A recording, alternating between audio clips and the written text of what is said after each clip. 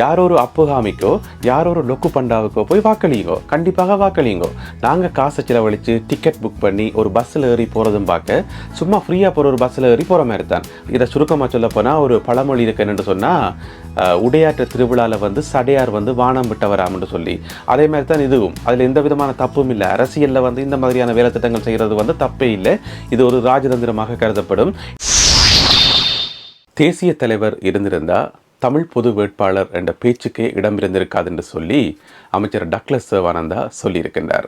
எதனால் அப்படி ஒரு கருத்தை முன்வைச்சவர், இந்த கருத்தினுடைய பின்னணி என்ன, இது போன்ற விஷயங்களை இந்த வீடியோவில் ஆராய போகிறோம். அதே வேளையில் தமிழ் பொது வேட்பாளரை நிறுத்துவதற்காக செயல்பட்டு கொண்டிருக்கின்ற அந்த குழுவினர் முக்கியமான சில தீர்மானங்களை நிறைவேற்றியிருக்கின்றார்கள்.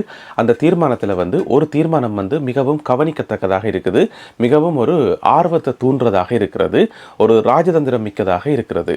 அதை பற்றியும் இந்த வீடியோவில் பார்க்க போகிறோம். அதோட ஜனாதிபதி தேர்தலை வந்து தமிழ் மக்கள் புறக்கணிக்கணும் என்று சொல்லி ஒரு தரப்பினர் வந்து மிக நீண்ட காலமாக சொல்லிக்கொண்டே வரினும் அவர்களிடம் கேட்பதற்கு சில கேள்விகள் இருக்கின்றன. இவை உள்ளிட்ட அனைத்து விடயங்களையும் இந்த காணொளியில் பார்க்க போகின்றோம். காணொளிக்குள் போகலாம் வாங்க. தேசிய தலைவர் இருந்திருந்தா தமிழ் பொது வேட்பாளர் என்ற பேச்சுக்கே இடமிருந்திருக்காது என்று சொல்லி அமைச்சர் டக்ளஸ் தேவானந்தா சொல்லியிருக்கின்றார். அவர் என்ன அர்த்தத்தில் அதை குறிப்பிட்டார் என்று சொல்லி தெரியல. ஆனால் அமைச்சர் டக்ளஸ் தேவானந்தாவும் அவருடைய கட்சியினரும் வந்து மிக நீண்ட காலமாகவே வந்து இந்த தமிழ் பொது வேட்பாளரை வந்து எதிர்த்து கொண்டே வரினோம். தமிழ் பொது வேட்பாளர் என்ற ஒரு விஷயம் வந்து மிகவும் ஆபத்தானது, அது தமிழ் மக்களுக்கு தேவையில்லாதது, இது போன்ற கருத்துக்களை வந்து தொடர்ச்சியாக அவர்கள் சொல்லிக் கொண்டு வரதை பார்க்கக்கூடிய மாதிரி இருக்கிறது. மிக முக்கியமாக அவர்களுடைய பத்திரிகை என்று சொல்ல படக்கூடிய தினமரசு பத்திரிகையில வந்து தொடர்ச்சியாக இது தொடர்பான செய்திகளும் கட்டுரைகளும் தொடர்ந்து வந்து கொண்டே இருக்குது. தமிழ் பொது வேட்பாளர் தேவையில்லை என்று சொல்லி அமைச்சர் டக்ளஸ் தேவானந்தா தமிழ் பொது வேட்பாளர் ஒரு ஆளை வந்து எதிர்க்கிறது வந்து ஆச்சரியப்படக்கூடிய விஷயம் இல்லை.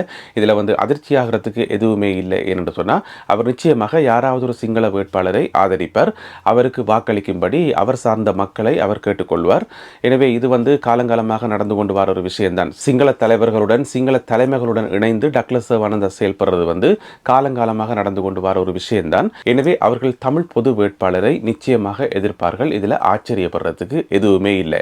ஆனா தேசிய தலைவருடைய பேரை சொல்லி அவர் இருந்திருந்தா இப்ப பொது வேட்பாளர் என்ற பேச்சுக்கே இடமில்லை என்று சொல்லி டக்ளஸ் தேவானந்தா சொல்லி இருக்கிறது தான் மிகப்பெரிய கேள்விக்குறிகளை வந்து ஏற்படுத்தி இருக்குது. ஏனென்று சொன்னா டக்ளஸ் தேவானந்தா அவர்களுடைய பிரச்சார யுக்திகள் வந்து தொய்வடைஞ்சொண்டு போகுதா, அல்லது அவருடைய பேச்சுக்கு இருக்கக்கூடிய மரியாதை வந்து குறைவடைஞ்சொண்டு போகுதா போன்ற கேள்விகள் எழுது. ஏனென்று சொன்னா அவர் தன்னுடைய கருத்தை முன்வைக்கிறதுக்கு அவருக்கு தேசிய தலைவருடைய பேர் தேவைப்பட்டிருக்குது.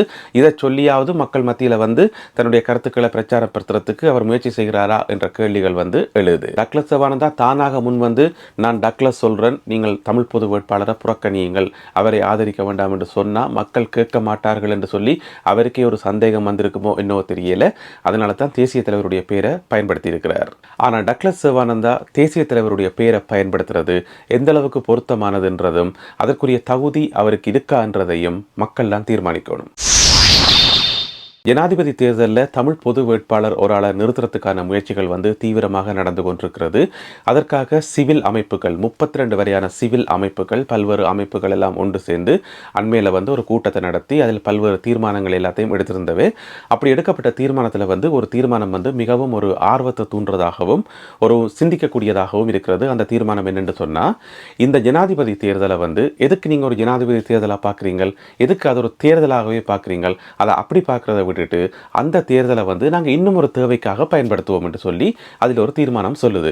அதாவது நீங்கள் பார்த்தீங்கன்னு சொன்னால் இலங்கையில் நடக்கிற ஜனாதிபதி தேர்தல் வந்து காலங்காலமாக வந்து தமிழ் மக்களுக்கும் அந்த தேர்தலுக்கும் எந்த விதமான சம்பந்தமும் கிடையாது. அந்த தேர்தலில் வந்து நாங்கள் வாக்களிக்கிற வேட்பாளரால் எங்களுக்கு எந்த விதமான பிரயோசனமும் கிடையாது.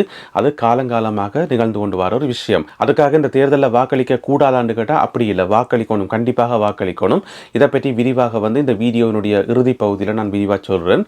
நாங்கள் சரத் பொன்சேகாவுக்கு வாக்களித்து, மைத்ரிபால சிறிசேனாக்கு வாக்களித்து, சஜித் பிரேமதாசாவுக்கு வாக்களித்து, இந்த மாதிரி எல்லாருக்குமே வாக்க போட்டு போட்டு போட்டு எந்த விதமான பிரயோசனம் இல்லைன்றது உங்கள் எல்லாருக்குமே தெரியும். இப்படியான ஒரு சந்தர்ப்பத்தில் இந்த ஜனாதிபதி தேர்தலை வந்து நாங்கள் எதுக்கு அது ஒரு ஜனாதிபதி தேர்தலாக நிற்கணும், அதை நாங்கள் கொஞ்சம் வித்தியாசமாக நிற்போம். எப்படி என்று சொன்னால், தமிழ் மக்களுடைய ஒற்றுமையை வலியுறுத்துறதுக்கு, தமிழ் மக்களுடைய அந்த ஒற்றுமையை உலகத்துக்கு எடுத்து காட்டுறதுக்கான ஒரு பொது வாக்கெடுப்பாக இதை நாங்கள் பயன்படுத்த முடியும். அதாவது ஜனாதிபதி தேர்தல் என்று சொல்லி இலங்கை அரசாங்கம் நடத்துது தான். ஆனால் நாங்கள் அதை அப்படி அப்படி பார்க்காமல் அதை ஒரு பொது வாக்கெடுப்பாக பயன்படுத்தலாம். ஏன்னு சொன்னால் தமிழ் மக்கள் மத்தியில் இருக்கக்கூடிய ஒற்றுமையை உலகத்துக்கு காட்டுறதுக்கு ஒரு பொது வாக்கெடுப்போடு நாங்கள் நடத்தணுமாக இருந்தால், தனியாகவே ஒரு பொது வாக்கெடுப்பு நடத்தணும்னு சொன்னால் அதுக்கு நிறைய செலவாகும், நிறைய வேலைகள் எல்லாம் செய்யணும். அதுக்கு வாக்குப்பட்டிகள் தயார்படுத்தணும், வாக்குச்சீட்டுகள் தயார்படுத்தணும், வாக்களிப்பு மையங்கள் எல்லாம் அங்கங்கே நிறுவணும், அதுக்கு வேலைக்கு ஆக்களை வைக்கணும். இந்த மாதிரி ஒரு பெரிய ஒரு வேலை திட்டம் அந்த பொது வாக்கெடுப்பை நடத்துறது எனவே அவ்வளவு கஷ்டப்பட்டு நாங்கள் காசெல்லாம் செலவழித்து எனர்ஜி எல்லாம் வேஸ்ட் பண்ணி இந்த மாதிரி வேலை செய்கிறது பார்க்க தண்டவாட்டில் ஒரு தேர்தல் ஒன்று வருது.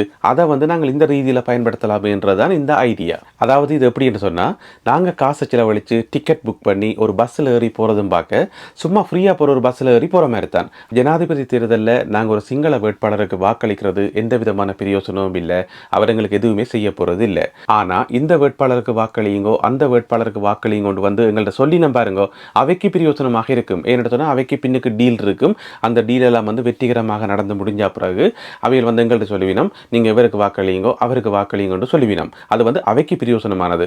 ஆனால் சாதாரண அப்பாவி பொதுமக்களாகிய எங்களுக்கு இதில் ஏதாவது நன்மை இருக்கான்னு கேட்டால் எங்களுக்கு கிடையாது. டீல் என்ன எங்களுக்கு வருது, எங்களோட அக்கௌண்ட்டுக்கா காசு வருது, அல்ல எங்களுக்கு சூக்கேஸ் தரப்படுது இல்லை. நாங்கள் வழக்கம் போல் அதே மாதிரி ஏழ்மையாக தான் இருக்க போகிறோம். இதில் பணக்காரராகிறதும் காசு சம்பாதிக்கிறதும் இந்த டீலர்ஸ் தான், நடுவில் இருக்கிறார்கள். அவையெல்லாம் நின்று அவருக்கு வாக்கு போடு இவருக்கு வாக்கு போடுன்னு சொல்லி எங்களை பார்த்து சொல்லி கொண்டிருப்பினோம். அதன் மூலம் அவையின் பாக்கெட் நிரம்பும். சாதாரண பொதுமக்களாகிய எங்களுக்கு எதுவுமே கிடைக்காது. இலங்கையில் நடக்க போகிற ஜனாதிபதி தேர்தலை நாங்கள் எதுக்கு அதை ஒரு ஜனாதிபதி தேர்தல் என்றோ அல்லது எதுக்கு அதை ஒரு தேர்தல் என்றோ பார்க்கணும் அவசியமே இல்லை. அதை நாங்கள் எங்களோட தேவைக்கு பயன்படுத்தலாம். எங்களுக்கு இலவசமாக ஒரு வாக்குச்சீட்டு தருவாங்க, அங்கே வாக்குப்பட்டிகள் வைக்கப்பட்டிருக்கும், அதற்கு வேலை செய்கிறதுக்கு ஆட்கள் எல்லாம் இருப்பினும் அதை கண்காணிக்கிறதுக்கு போலீஸ் உட்பட எல்லா பாதுகாப்பு அமைப்புகளும் அங்கே இருக்கும். எங்களுக்கு எந்த விதமான பிரச்சனையுமே இல்லை.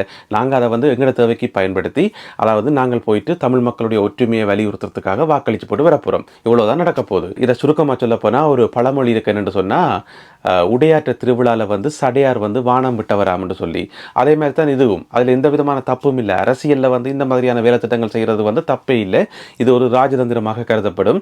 எனவே தேர்தலை அரசாங்கம் நடத்தட்டும், அதுக்கான காசை அவர்களே செலவழிக்கட்டும். ஆனால் அதை தமிழ் மக்களாகிய நாங்கள் இந்த தேவைக்கு பயன்படுத்த போகிறோம் என்றுதான் ஒரு ராஜதந்திரமான நடவடிக்கை.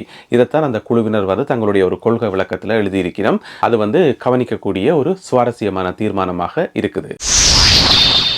ஜனாதிபதி தேர்தலை தமிழ் மக்கள் புறக்கணிக்கணும் என்று சொல்லி ஒரு தரப்பினர் தொடர்ந்து சொல்லிக்கொண்டே வருகிறோம். அது ஒரு அரசியல் கட்சியாக இருக்கலாம், அல்லது சில தனிநபர்களாக இருக்கலாம், யாராகவும் இருக்கலாம். அவர்கள் எல்லாரையும் நாங்கள் ஒரு தட்டில் தூக்கி வைப்போம். அதாவது ஜனாதிபதி தேர்தலை புறக்கணிக்கணும் என்று சொல்கிற ஆக்கள் எல்லாரையும் சேர்த்து ஒரு குழுவாக நாங்கள் வைப்போம்.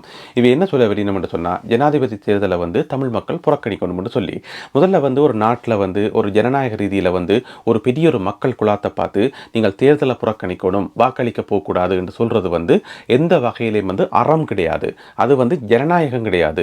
இந்த ஒரு 2024 ஆண்டில் உலகம் இவ்வளவு வந்த பிறகு, இந்த உலகம் இவ்வளவு அரசியல் மயப்பட்ட பிறகு ஒரு தேர்தலை ஒரு மக்கள் கூட்டம் புறக்கணிக்கணும் என்று சொல்றது எந்த வகையிலும் நியாயம் இல்லை. தேர்தல் என்றது ஒரு ஜனநாயக கடமை. அதில் மக்கள் பங்கெடுக்கணும். அது ஒரு நல்ல ஒரு அனுபவம். மக்கள் தங்களுடைய அடையாள அட்டைகளை எடுத்துக்கொண்டு போகணும், கியூவில் நிற்கணும், அவர்களுடைய விரல்களில் மை வைக்கப்படணும், அதுக்கு பிறகு அவர்கள் வாக்குச்சீட்டு எடுத்து தங்களுக்கு பிடிச்ச ஒரு வேட்பாளருக்கு வாக்களிக்கணும். இதெல்லாமே ஒரு நல்ல ஒரு அனுபவம், ஒரு ஜனநாயக ரீதியான ஒரு அனுபவம். இந்த அனுபவத்தை மக்களுக்கு கண்டிப்பாக கொடுக்கணும். அதை செய்யாதே என்று சொல்லி தடுக்கிறது எந்த வகையிலேயும் நியாயம் இல்லை. உங்களுக்கு தேர்தலில் போட்டியிடுற வேட்பாளர்கள் இருக்கிறது தானே, அந்த வேட்பாளர்களில் உங்களுக்கு ஏதாவது பிரச்சனைகள் இருந்தால் நீங்கள் தைரியம் உள்ள ஆக்களாக இருந்தால் நீங்கள் என்ன சொல்லணும் என்று சொன்னால், இந்த வேட்பாளருக்கு வாக்களிக்காத, அந்த வேட்பாளருக்கு வாக்களிக்காத என்று சொல்லணும். ஒரு ஆளை சொல்ல முடியலன்னு சொன்னால் 2 பேரை சொல்லுங்க, 2 பேரை சொல்ல முடியலன்னு சொன்னால் 3 பேரை சொல்லுங்க. அப்படியே அந்த முக்கியமான ஆக்கள் இருக்கிறது தானே. இப்போ வரப்போகிற தேர்தல் எடுத்து பார்த்தீங்கன்னு சொன்னால், ரணில் விக்ரமசிங்கவை ஆதரிக்காத, சஜித் பிரேமதாசாவை ஆதரிக்காத, அனுரகுமார திசாநாயக்காவை ஆதரிக்காத, நீ இவை எல்லாரையும் தவிர்த்து இன்னும் ஒரு ஆளுக்கு வாக்களி என்று சொல்லணும். அதுதான் உண்மையான துணிச்சலாக இருக்க முடியும். இதுதான் உண்மையான தைரியமாக இருக்க முடியும். நீங்க பார்த்தீங்கன்னு சொன்னால், ஜனாதிபதி தேர்தல் எடுத்தீங்கன்னு சொன்னால் எத்தனை வேட்பாளர்கள் போட்டியிடுவினம்? குறைஞ்சது ஒரு 15-20 வேட்பாளர்கள் போட்டியிடுவினம். எனவே உங்களுக்கு ரணில் விக்ரமசிங்க வேண்டாம், அனுரகுமார திசாநாயக்க வேண்டாம், சஜித் பிரேமதாசா வேண்டாம் என்று சொன்னால் அதில் எந்த விதமான பிரச்சனையுமே இல்லை. யாரென்றே தெரியாத ஒரு ஆளுக்கு, யாரோ ஒரு அப்பு அப்புகாமிக்கோ யாரோ ஒரு லொக்கு பண்டாவுக்கோ போய் வாக்களியுங்கோ, கண்டிப்பாக வாக்களியுங்கோ. அப்படி வாக்களிக்கிறதன் மூலம், அதாவது பிரபலமே இல்லாத ஆக்களுக்கு வாக்களிக்கிறதன் மூலம், யாரென்றே தெரியாத ஆக்களுக்கு வாக்களிக்கிறதன் மூலம் நீங்க என்ன செய்யலாம் என்று சொன்னா, இந்த பிரதானமான 3 வேட்பாளர்களுக்கும் உங்களுடைய பதிலை சொல்லலாம். உங்களை நாங்கள் ஆதரிக்கல, உங்களை நாங்கள் நிராகரிக்கிறோம், நாங்க லொக்கு பண்டாவைத்தான் ஆதரிக்கிறோம், நாங்க அப்புகாமியைத்தான் ஆதரிக்கிறோம் என்று சொல்லலாம். இப்படியான கருத்தை அந்த அரசியல் கட்சியோ அந்த ஜனாதிபதி தேர்தலை புறக்கணிக்கணும் என்று சொல்லப்படுற குழுவினரோ மக்கள் மத்தியில் எடுத்து வைக்கணும். ஆனா அப்படி சொல்றதுக்கு அவைக்கு தைரியம் கிடையாது. அவையில் நேரடியாக மக்கள் மத்தியில் ரணிலை ஆதரிக்க வேண்டாம், அனுராவை ஆதரிக்க வேண்டாம் என்று சொல்ல மாட்டேன். இதுல உள்ள சூட்சுமம் என்னன்னு சொல்லி பார்த்தீங்கன்னு சொன்னா, ரணிலை ஆதரிக்க வேண்டாம் என்று இவியல் சொன்னா, பகிரங்கமாக பேர் குறிப்பிட்டு சொன்னா ரணில் விக்ரமசிங்க இவியல்ல கோவிப்பார். அதே நேரம் அனுரவை ஆதரிக்க வேண்டாம்னு சொல்லி பேர் குறிப்பிட்டு இவியல் சொன்னா அனுர இவியல்ல கோவிப்பார். எனவே யாருடைய பகமையை நாங்கள் சம்பாதிக்க கூடாது, யாருடைய கோவத்துக்கும் நாங்கள் ஆளாகக்கூடாது. அதனால பொதுவா சொல்றோம், ஜனாதிபதி தேர்தல் வேண்டாம், அதை புறக்கணிங்கன்னு சொல்லி நாங்கள் மக்களுக்கு சொல்லியிருக்கிறோம். நாங்களும் அரசியலில் ஈடுபட்டிருக்கிறோம், எங்களுக்கும் அரசியல் கதைக்க தெரியும், நாங்களும் ரவுடி தான் என்று சொல்லி இவியல் சொல்ற மாதிரி தான் எனக்கு படுது. ஏனென்று சொன்னா, ஒரு மக்கள் குலாத்தை பார்த்து ஜனாதிபதி தேர்தலை புறக்கணி என்று சொல்றது எந்த வகையிலையும் ஜனநாயக ரீதியான பண்பு இல்லை. அப்போ இப்போ எல்லாரும் முன்னாலே ஒரு கேள்வி வரும், 2005ஆம் ஆண்டு இயக்கம் புறக்கணிக்க சொன்னதே அப்போ அதுக்கு என்னென்று சொல்லி. ஆனால் அது முற்றிலும் வித்தியாசமான ஒரு காலச்சூழல். அப்போ இருந்த நிலைமை வேற, இப்போ இருக்கிற நிலைமை வேற. அதையும் இதையும் நாங்கள் ஒப்பிட வேண்டிய அவசியம் இல்லை. அதை பற்றி வேணுமெண்டா இன்னும் ஒரு பதிவில் விளக்கமாக விரிவாக நாங்கள் விவாதிக்கலாம். அதில் எந்த விதமான பிரச்சனையுமே இல்லை. ஆனால் இப்போ இருக்கிற சூழலில் ஒரு ஜனாதிபதி தேர்தலை புறக்கணிக்கிறது முற்றிலும் ஒரு முட்டாள்தனம் என்று தான் சொல்லணும். அதை ஒரு மக்கள் கூட்டத்தை பார்த்து நாங்கள் அப்படி சொல்ல முடியாது. ஆனால் பிரதான வேட்பாளர்கள் எல்லாரையும் புறக்கணிச்சு போட்டு யாரோ ஒரு அடையாளம் தெரியாத, யாரோ ஒரு பிரபலமில்லாத வேட்பாளருக்கு வாக்களிக்க சொல்லி கேட்கிறது சரியான முறையாக இருக்கும். அதுதான் சரியான முறையாக இருக்குமே ஒழிய தேர்தலை புறக்கணிக்கணும் சொல்றது சரியான ஜனநாயக பண்பு கிடையாது. எனவே இன்றைய சூழல்ல தமிழ் பொது வேட்பாளர் ஒரு ஆள் நிறுத்தப்பட்டால் இந்த மாதிரியான குழப்பங்கள் எதுவும் இருக்காது என்று சொல்லி எதிர்பார்க்கலாம். டக்ளஸ் சிவானந்தாவே பயப்படுறார் என்று சொல்லும் போது இந்த தமிழ் பொது வேட்பாளருக்குள்ள என்னவோ ஒரு விஷயம் இருக்கு என்று அர்த்தம். மீண்டும் இன்னும் ஒரு பதிவில் சந்திப்போம். நன்றி, வணக்கம்.